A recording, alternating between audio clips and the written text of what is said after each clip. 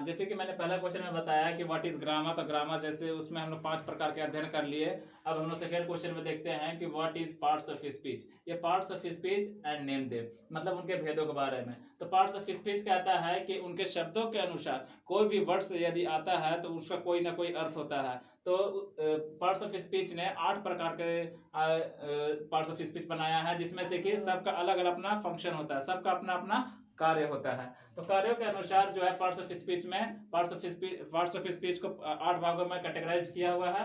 जैसे कि देख लेते हैं, words are divided into various parts और classes according to the function they do in a sentence. मतलब कह रहा है कि वर्ड्स आर डिवाइडेड मतलब शब्दों को वर्गीकृत किया गया है इनटू वेरियस पार्ट्स, मतलब वेरियस मतलब विभिन्न विभिन्न भागों में वर्गीकृत किया गया है, और क्लासेस मतलब उनके कार्यों के अनुसार अकॉर्डिंग टू द फंक्शन, जैसे वो कार्य करते हैं, कोई भी वर्ड्स जैसा कार्य करेगा उसके अकॉर्डिंग उसको जो है उसका स्थान दिया गया है। दे डू इन अ सेंटेंस मतलब किसी भी एक वाक्य में अगर देख लेते हैं तो वो एक पर्टिकुलर कार्य को किसी को संपन्न करेगा। ठीक है, जैसे कि there are 8 kinds of parts of speech. Parts of speech को मैंने जैसे कि बताया कि 8 प्रकार का होता है, 8 भागों में बांट दिया है उनके कार्यों के अनुसार। किसी भी आदमी का कोई कार्य होता है तो उनके कार्यों के अनुसार गुणवत्ता को देखते हुए हम लोग उसको क्या करते हैं, उसका कार्य को दे देते हैं। ठीक उसी प्रकार से इसमें भी दिया गया है। तो पहला हमारा है noun, pronoun, adjective, verb, adverb, preposition, conjunction, interjection. ठीक है, हाँ, तो हम लोग इसी के बारे में अध्ययन करेंगे। हाँ, तो फिर हम लोग को देखना है कि पार्ट्स ऑफ स्पीच के बारे में हम लोग अध्ययन कर लिए हैं। अब हम लोगों को सबसे पहले नाउन के बारे में जानना था। Noun, pronoun, adjective, verb, adverb, preposition, conjunction, interjection, जैसे कि मैंने बता दिया। तो उसके बाद हम लोग सबसे पहले नाउन के बारे में अध्ययन करना होगा। तो सबसे पहले नाउन के बारे में जानना होगा कि आखिर नाउन होता क्या है और कितने प्रकार के होता है, उसमें भी आगे जो है किस प्रकार से सेंटेंस को सजाया हुआ रहता है हम लोग देखेंगे। वर्ड्स को, नाउन को कैसे पहचानना है ये हम लोग इस माध्यम से देख लेंगे। What is noun, name them. Noun is the name of a person, place, animal और थिंग। जैसे ये कहता है कि एक नाउन जो है वो किसी का नाम को बताएगा, नाम के बारे में बताएगा। A noun is the name, ठीक है, वो नेम के बारे में बताएंगे ऑफ अ पर्सन, चाहे वो किसी व्यक्ति का नाम होगा या फिर किसी स्थान का नाम होगा, प्लेस, या फिर किसी जानवर का नाम होगा या फिर किसी वस्तु का नाम होगा। ठीक है, तो किसी का नाम के बारे में जब अध्ययन किया जाता है तो उसे हम लोग नाउन कहते हैं। ठीक है, तो there are 5 kinds of noun. Noun जो है 5 प्रकार का होता है, जो कि पहला है हमारा proper noun, common noun, collective noun, material noun, abstract noun. ठीक है, प्रॉपर नाउन कहता है कि प्रॉपर नाउन में किसी खास व्यक्ति का नाम रहेगा, चाहे वो खास व्यक्ति रह सकता है, खास वस्तु रह सकता है, खास जानवर रह सकता है। मतलब किसी व्यक्ति का नाम लेने से कि खास का बोध होता है। जैसे कि दिल्ली, दिल्ली जो नाम रहेगा वो किसी खास स्थान का नाम है। ठीक है, किसी खास स्थान का नाम है, इसलिए ये हमारा दिल्ली जो है क्या हो जाएगा, प्रॉपर नाउन हो जाएगा। जैसे कि श्याम, तो श्याम किसी भी व्यक्ति का नाम रहेगा तो किसी पर्टिकुलर पर्सन का नाम रह सकता है, किसी भी खास व्यक्ति का नाम रह सकता है। ठीक है, तो श्याम भी हो सकता है हमारा। हाँ, इसमें और एग्जांपल देना चाहें जैसे कि जनवरी, तो महीने, ये महीने का नाम है। 12 महीने होते हैं साल में, इसमें जनवरी किसी खास महीने का नाम है, क्योंकि सबका अलग अलग नाम है। 12 महीना होता है लेकिन 12 का अलग अलग होता है। तो सबसे पहले हम इसको जनवरी भी दे सकते हैं, फरवरी भी दे सकते हैं। ये हमारा किसी खास नाम है, इसलिए क्या हो जाएगा, ये प्रॉपर नाउन। और उसके बाद इसमें एग्जांपल देना चाहे आगरा, आगरा यदि आगरा किसी खास स्थान का नाम है, जो कि किसी पर्टिकुलर स्थान का नाम है और कहीं भी उसका नाम नहीं है। ठीक है, आगरा। ठीक है, इसी प्रकार से अगर सीता, गीता, राम, ये सब जो है पर्टिकुलर नाम है, तो ये सब हमारा नाम हो सकता है। ठीक है, वैसे हम लोग ETC लिख देते हैं यहाँ पे, ये एग्जाम्पल के रूप में रहेगा हमारा। कॉमन नाउन कहता है, तो कॉमन नाउन में हम लोगों को यह बताता है कि यह पूरी जाति का बोध करवाएगा। पूरी जाति का बोध करवाने का अर्थ क्या है कि जब वो किसी का नाम को स्मरण करेगा तो वो पूरा जाति का बोध, जैसे कि डॉग, डॉग बोलेंगे तो पूरे जातियों के बारे में बोध हो जाएगा। ठीक है, तो डॉग हमारा क्या हो जाएगा, पूरी जाति का बोध करा डॉग। ये अगर कहेंगे कि ये डॉग है तो आगे अगर और भी दिखाई देगा तो उसको भी डॉग ही बोलेंगे।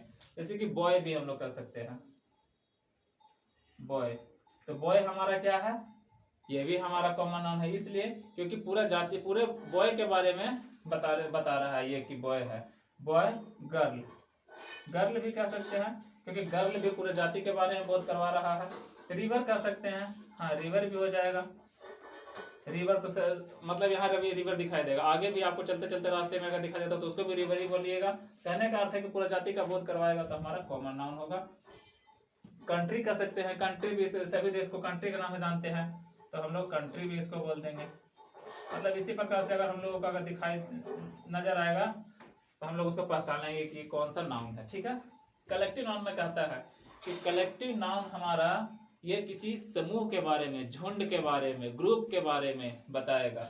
जैसे कि सेना जो होता है आर्मी, वो हमेशा ग्रुप में ही रहते हैं, इसलिए जब समूह की बात किया जाए तो हम लोग समझ जाएंगे कि वो कौन सा नाउन होगा, कलेक्टिव नाउन के बारे में बात कर रहा है। ठीक है।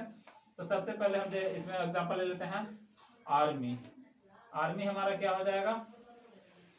आर्मी हमारा एक सेना है जिसमें हम लोग देखते हैं कि वो हमेशा ग्रुप में चलते हैं। टीम जैसे कि अब क्रिकेट का ही टीम होगा, क्रिकेट टीम की बात करते हैं तो क्रिकेट टीम भी जो रहता है वो 11 गो का रहता है, चाहे 12 गो रहता है और 9 गो का रहता है। इस तरीके से मतलब ग्रुप में बटा हुआ रहता है। जब ग्रुप में चलेगा तो हमारा कहेंगे कि कलेक्टिव नाउन है। ठीक है। क्लास भी कह सकते हैं, क्लास भी हमारा जब बच्चे पढ़ते हैं वर्ग में तो भी एक ग्रुप में पढ़ते हैं। ठीक है। हाँ, और भी इसी तरीके के बहुत सारे एग्जाम्पल। फ्लॉक मतलब होता है झुंड। चिड़िया जो है झुंड में चलता है, या फिर हम लोग बोल सकते हैं हाथी लोग भी चलते हैं तो झुंड में चलते हैं, गाय भी चलता है तो झुंड में चलता है, तो सब हम लोग कह सकते हैं। या फिर बंच ऑफ कीज, चाबियों का गुच्छा भी कह सकते हैं हम लोग, बंच ऑफ कीज। मतलब इस तरीके से बहुत सारा एग्जांपल हो सकता है।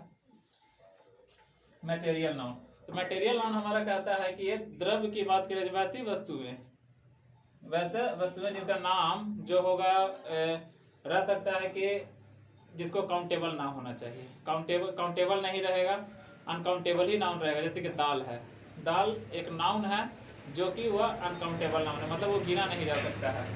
द्रव में रह सकता है, द्रव में जैसे कि दूध, तो दूध हमारा क्या है? मटेरियल नाउन होगा। इसलिए ना, क्योंकि उसको नापा या तौला जा सकता है, उसको गिना नहीं जा सकता, इसलिए वो क्या होगा? Material noun. ठीक है। मिल्क हम लोग यहाँ पे कह देंगे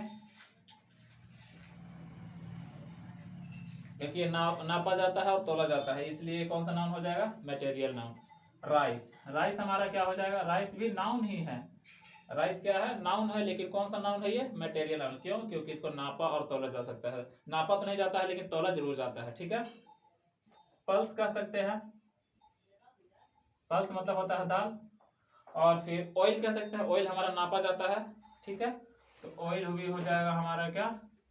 मटेरियल नाउन। इसी प्रकार से बहुत सारा एग्जांपल हो सकता है, जो जो आपको नजर आएगा देख लीजिएगा हिसाब से। एब्स्ट्रैक्ट नाउन कहता है कि इसमें जो है जितने भी वर्ब्स रहते हैं वो सारा का सारा जनरली जो रहता है वो एब्स्ट्रैक्ट नाउन के अंतर्गत आता है, जिसके अंदर मतलब कि अनुभव किया जा सकता है। वैसे वस्तु जिनके बारे में केवल अनुभव किया जाए तो वो हमारा एब्स्ट्रैक्ट नाउन होगा। ठीक है। जैसे कि चाइल्डहुड उसका बचपना है, तो बचपन को हम लोग केवल अनुभव करेंगे। ठीक है। चाइल्डहुड हो जाएगा। और इसके अंदर क्या आ जाएगा? थिकनेस